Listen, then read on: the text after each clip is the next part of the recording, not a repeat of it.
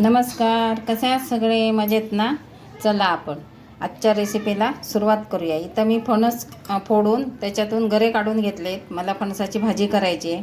भाजीसाठी कच्चा फणस लागतो, म्हणजे थोडाही गोडूसपणा नसावा त्याच्यात, असा फणस लागतो. मग त्याला आता पाण्यात घातलं आहे मी. पाण्यात घातलं म्हणजे जास्त वेळ पाण्यात घालून ठेवायचं नाही, लगेच पाण्यात घालायचं आणि असं काढून घ्यायचं. म्हणजे काही कचरा कुचरा असेल काय असेल तर तो निघून जातो. तसं हे काढून घेते मी दुसऱ्या भांड्यात. ही आता इथे फणसाची बी आहे, त्याला मी थोडंसं ठेचून त्याच्यावरचं साध आहे ते काढून घेतलं आहे. ही बी भाजीमध्ये पाहिजेच, नाही तर भाजीला चव येणार नाही.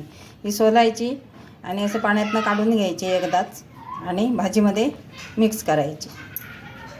ही भाजी मी कुकरमध्ये करणार आहे.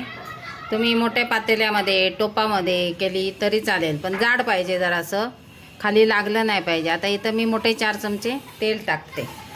आता तेल टाकलं आहे, मोहरी टाकूया अगदी 1 चमचा. मोहरी छान फुटली बघा. आता टाकूया मिरची. मिरची तुमच्या चवीनुसार टाका, मी माझ्या चवीनुसार टाकली. लसूण 10-12 पाकळ्या. जरा लसूण जास्त असेल तर छान चव येते भाजीला. आता हे मिक्स करून घेऊया. मस्त भाजी अशी तयार होते. 2 कांदे घेतलेत मी बारीक चिरून. कांदा आपल्याला लाल करायचा नाही, थोडंसं परतून घ्यायचं. आता कांदा लसूण मिरची परतून झालं आहे. याला आपल्याला लाल नाही करायचं, ही कोकणातली पद्धत आहे आमची. आता याच्यामध्ये मी टाकते हे आठेळे, ते परतून घेऊया.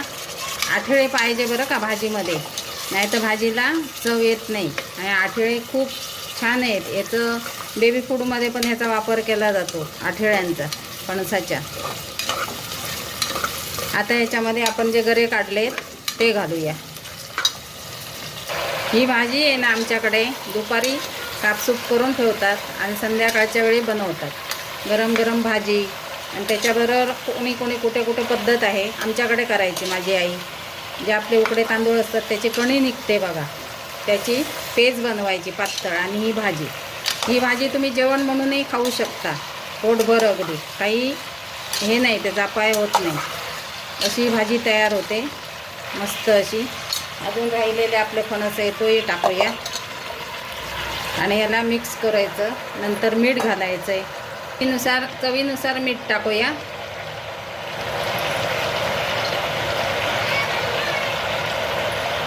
आता कुकरभर आहेत आपले गरे आहेत ते. मी याला 2 ग्लास पाणी टाकणार आहे, कारण त्याच्यामध्ये जे आठेळे, गरे शिजायला जास्त वेळ लागत नाही, पण जे आठेळे आहेत ते पण शिजले पाहिजे. आता याला मी 4 शिट्ट्या करून घेणार आणि नंतर आपण पुढची प्रोसेस बघूया. कुकरची शिट्टी बसली बघा. आता मी उघडलं आहे झाकण. तर आता काय करायचं, असं काहीतरी लाकडी एखादं हे घ्यायचं आणि ह्याने असं मिक्स करायचं, म्हणजे ती मिळून येते. तुम्ही चमच्याने करायला गेले तर तेवढी येणार नाही. आणि ह्या वेळेलाच आता खोबरं घालायचं, ओलं खोबरं, त्याच्याशिवाय काय चव नाही बघा. ओलं खोबरं घालायचं आणि मिक्स करायचं. गरमच असताना, थंड झाल्यानंतर तुम्हाला होणार नाही, ते मिळून येणार नाही, तसेच्या तसे गरे राहते. आणि असं हे मिक्स करायचं आहे, खोबरं टाकायचं. आणि तुम्ही ह्या वेळेला चव घेऊन बघू शकता, मीठ लागलं आहे नाही लागलं आहे. तर आता ह्या वेळेला टाकायचं मीठ. असं आता हे सगळं मी मिक्स करून घेते. असं गरगटून घ्यायचं, म्हणजे एकसारखी ती एकत्र येते. आणि मी बघितलं थोडंसं मीठ कमी होतं, ते मी टाकून घेतलं आहे. बाकी आठेळे पण छान शिजलेत. अशी आपली फणसाची भाजी झटपट, काही कमी साहित्यामध्ये, जास्त काही पसारा नाही, फक्त गरे काढायला पसारा होतो फणस फोडून. अशी आपली भाजी तयार झाली. ही तुम्ही गरम गरम खाऊ शकता, थंड झाल्यावरही खाऊ शकता. मस्त अशी भाजी तयार झाली. आता हिला जास्त असं मिक्स करायची गरज नाही, मस्त शिजलेत. आवडली तर लाईक शेअर नक्की करा आणि शेजारील बटन नक्की दाबा, बेलचं बटन नक्की दाबा. आणि चॅनलवर नवीन असतील त्यांनी सबस्क्राईब करा. गरमागरम आपली फणस भाजी तयार आहे.